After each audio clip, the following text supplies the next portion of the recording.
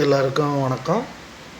என்னுடைய பதிவுகளை தொடர்ந்து பார்த்து கொண்டிருக்கும் எனது தமிழ் உறவுகள் மற்றும் எனது நண்பர்கள் அனைவருக்கும் காலை வணக்கத்தை தெரிவித்துக் கொள்கிறேன். நாளைக்கு நாளை நம்ம தமிழ்நாடு எலெக்ஷன். ஸோ இந்த தமிழ்நாடு எலெக்ஷனை பொறுத்த மட்டும் நீங்கள் எப்படி வாக்கு செலுத்த வேண்டும் என்பதை நான் ஒரு அவுட்லைன் மாதிரி உங்களுக்கு சொல்லித்தரேன். அதை பார்த்து நீங்களும் நான் கேட்குற கேள்விகளை உங்கள் மனதுக்குள் கேட்டு எது சிறந்தது என்பதை தீர்மானித்து உங்களுக்கு பிடித்த நபருக்கு நீங்கள் ஓட்டு போடுங்க. இப்போ நமக்கு நாளைக்கு தமிழ்நாட்டில் 234 தொகுதிக்கும் எலெக்ஷன். அப்போ ஒவ்வொரு தொகுதி, இப்போ ஃபார் எக்ஸாம்பிள் நான் பத்மநாபபுரம் தொகுதியை சேர்ந்தவன். இப்போ நான் என்னோடய பார்வையில் நான் எப்படி ஓட்டு போடுவேன்னா, இப்போ ஒரு எம்எல்ஏ நிற்கிற ஒரு கேண்டிடேட் நிறைய கட்சியில் எப்படி இருப்பாங்க அப்படி தானே, டிஎம்கே, ஏடிஎம்கே, நாம் தமிழர், விஜய், கம்யூனிஸ்ட், இப்படி நிறைய நிற்பாங்க. ஸோ இதில் இந்த கேண்டிடேட்டை ஃபஸ்ட்டு பாருங்கள். ஏன் நான் கேண்டிடேட்டை பார்க்க சொல்கிறேன்னா, ஒரு வருடத்திற்கு எம்எல்ஏயோட அந்த ஒரு தொகுதி வருகின்ற ரூபாய் 5 கோடி. அப்போ 5 இயர்ஸுக்கு 25 கோடி ரூபா ஒரு எம்எல்ஏ தொகுதிக்கு வரும்.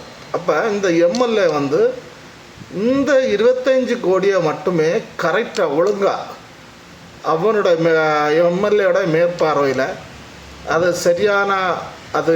சரியான செலவு செய்யப்படுகிறதா, சரியான அதிகாரிகளை வைத்து ஆய்வு செய்யப்படுகிறதா, தரம் இப்போ ஃபார் எக்ஸாம்பிள் ஒரு ரோடு போடுறாலும் ஒரு வெயிட்டிங் செட் கட்டினாலும் அதோட தரம் சரியாக இருக்குதா, மக்களுக்கு ஏழைகளுக்கு வருகிறது மக்களுக்கு சரியான முறையில் சென்று சேர்கிறதா என்பதை களத்தில் இருந்துட்டு கண்காணிக்கக்கூடிய ஒரு தலைவரை நீங்கள் தேர்ந்தெடுங்கள். எம்எல்ஏ என்பது சாதாரண பதவி அல்ல, அது ஒரு சின்ன மன்னர் மாதிரிப்பட்ட ஒரு பதவி. ஸோ நீங்கள் சிந்தித்து செயல்பட்டு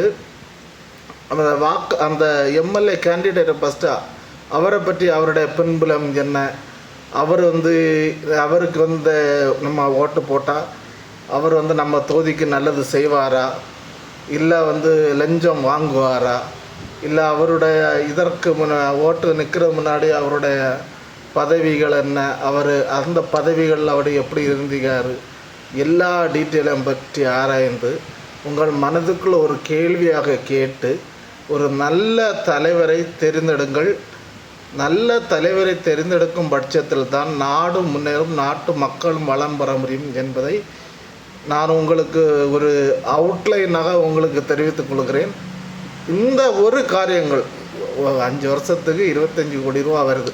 இந்த 25 கோடியை கரெக்டாக அவன் செலவு பண்ணுவானா, அவன் அவனுக்கு பாக்கெட்டில் வைக்காமல் லஞ்சம் கொடுக்காம ஒழுங்காக செலவு பண்ணுறானா, நேர்மையான தலைவராக இதை மட்டும் பிஜேபியாக இருந்தாலும் சரி, காங்கிரஸாக இருந்தாலும், அதிமுக இருந்தாலும், திமுக இருந்தாலும் சரி, எந்த கட்சி பாகுபாடின்றி நேர்மையான தலைவரை தேர்ந்தெடுங்கள். உங்களுடைய வாழ்க்கை, நமது நாடு எல்லாம் விளம்பரம். எலெக்ஷனுக்கு ஓட்டு போடுங்க. நாங்கள் இங்கே ஓட்டு போட முடியாத நிலைமையில் வெளிநாட்டில் இருக்கிறோம். ஏன்னா ஒரு ஓட்டுக்காக வந்தாலே நிறைய ரூபா ஸ்பெண்ட் ஆகும். அங்கிறது எங்களோட உரிமையை போட முடியலைங்கிற ஒரு ஆதங்கத்தில் நாங்கள் இருக்கிறோம். அந்த ஆதங்கம் ஊரில் இருக்கிற உங்களுக்கு இருக்காதுன்னு நினைக்கிறேன். கண்டிப்பாக என்ன வேலையாக இருந்தாலும் போய் ஓட்டு போடுங்க. நல்ல தலைவரை நல்ல முறையில் தேர்ந்தெடுங்க. வாழ்க ஜனநாயகம், வாழ்க மக்கள், வாழ்க தலைவர்கள்.